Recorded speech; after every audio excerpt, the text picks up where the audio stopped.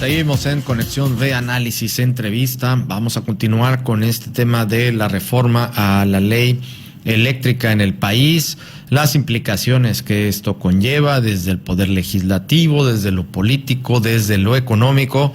Está listo con nosotros el economista Jorge Silva, también analista de nbnoticias.mx, para analizar este controvertido hecho que estamos viviendo en el país, esta reforma contra reforma a la ley eléctrica. Jorge, adelante, buenas tardes.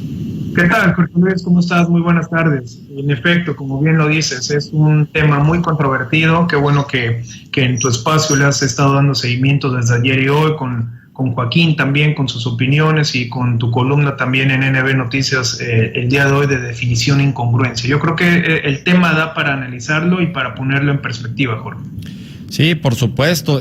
Ya lo hemos venido viendo y comentando, Jorge, en torno a esto, a esta reforma.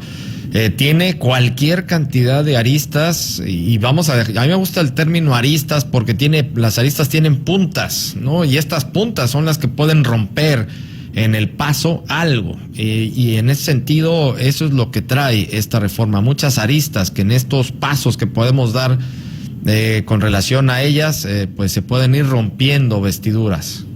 Así es, mira, y tratar de analizarlo con tres aristas, principalmente, como decías al inicio, lo político, qué pasa en lo político, qué pasa en lo legislativo y en lo económico. En lo político, Jorge Luis, creo que hay que centrar un debate en que si realmente es un tema de eficiencia energética o es un tema que dé para un discurso en los siguientes 3 años. Y partiendo de ahí, el mismo gobierno federal, el presidente ya expresó sus ideas y su deseo de que el PRI, por ejemplo, en este caso, en la parte política, se defina. Es decir, otra vez estamos en un escenario de polarización, donde es el escenario que mejor le conviene, es la arena que le gusta al presidente para empezar a hacer su política rumbo a 2024. Es decir, cuando la polarización crece, Jorge, se rechaza el diálogo. Y por lo tanto, nada más son los buenos, los malos, blanco y negro, y solamente hay 2 opciones.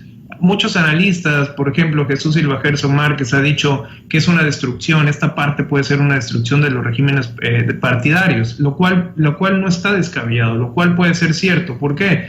Los partidos políticos, Jorge, han evidenciado muy pocas ideas en este debate. Es un tema donde solamente se ataca pero no se propone. Y en este contexto queda separado el PRI, que es lo que todos estamos analizando, qué es lo que va a hacer. Y probablemente se parta también, se polarice también, y una parte se vaya y quede como una corriente nueva de Morena, y otra parte, por ejemplo, sí quiera construir instituciones. Diputados como Pepe Yunes aquí en Veracruz ya puso su postura, que no va a votar a favor. Claudia Ruiz Massieu también dijo que no iba a votar a favor. Por lo tanto, se evidencia que hay una disputa interna del partido. Ahora, esto si lo pasamos a la arena legislativa en sí, ¿qué es lo que se necesita?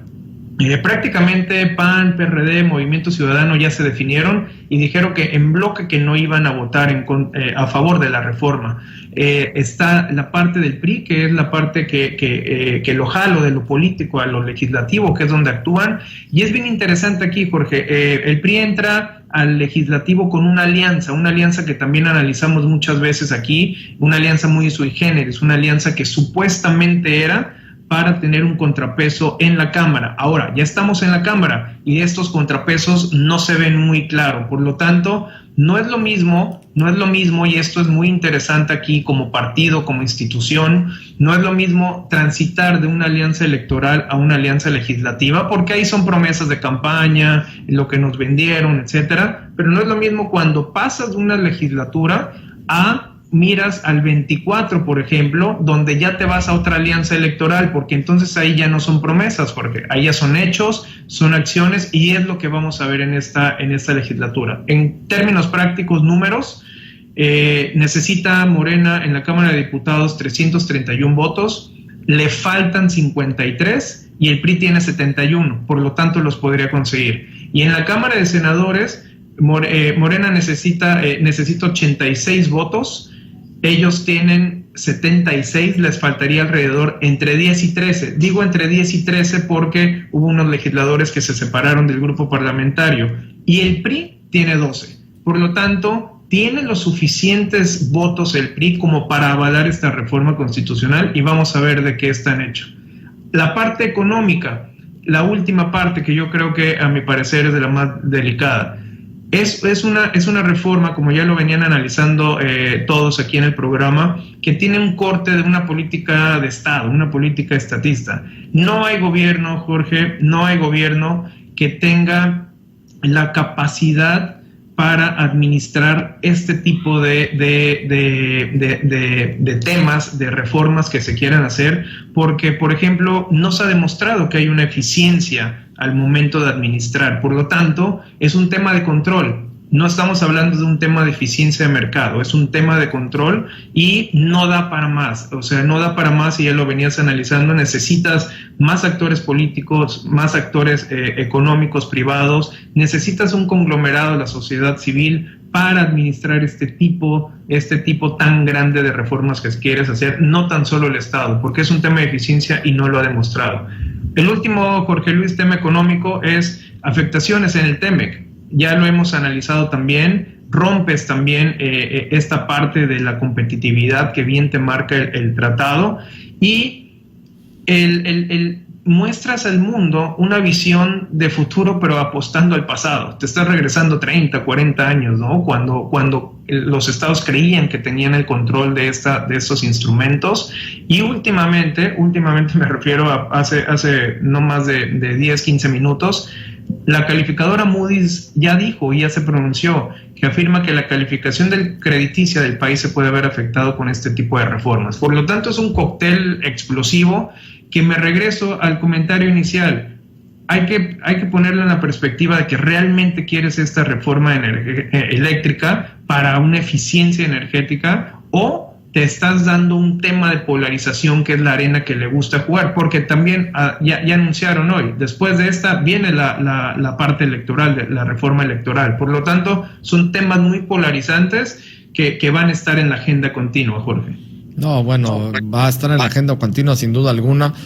Bajas muy bien los puntos, Jorge, y pues vamos a dejarlo hasta aquí para darle tiempo, ¿no? Darle tiempo al tiempo, vamos a decirlo de esta forma, a esta reforma, a ver cómo se va moviendo en el legislativo, qué va a hacer el PRI, como bien lo indicas, y sobre todo, y va a ser muy importante para que lo estemos siguiendo en estos próximos días, Jorge, y traerle el análisis para la siguiente semana, qué va a hacer Estados Unidos, Canadá, con relación a todos sus intereses que tiene inmersos en esto, si también van a empezar desde estos momentos a ejercer presión al respecto, aguas, porque ahí también puede cambiar la cosa, ¿eh? Correcto, Jorge. Último comentario. En 2 días, el 8 de octubre, empieza la otra reunión del diálogo económico de alto nivel, donde el tema central de la agenda, como bien lo comentamos, es la seguridad. No hay más. Ándale. Vienen a hablar temas de seguridad y entonces aquí puede ser un parteaguas también para la agenda del gobierno. Por supuesto, porque aquí podría incluso cambiar la agenda y hacer a un lado directamente este tema de la energía eléctrica, la reforma a la energía eléctrica y ponerse en la palestra el tema de la seguridad, que aguas, ese sí nos va a pegar y con tubo, Jorge. Pues vamos a estar muy atentos a ambos temas para que la próxima semana estemos contigo de nueva cuenta en el análisis. Muchísimas gracias. Gracias a ustedes, gusto saludarlos, hasta luego. Igualmente, muchas gracias a Jorge Silva, él es economista del CIDE y también analista de nbnoticias.mx con este controvertido tema de la reforma a la energía eléctrica. Vámonos al corte, regresamos con más.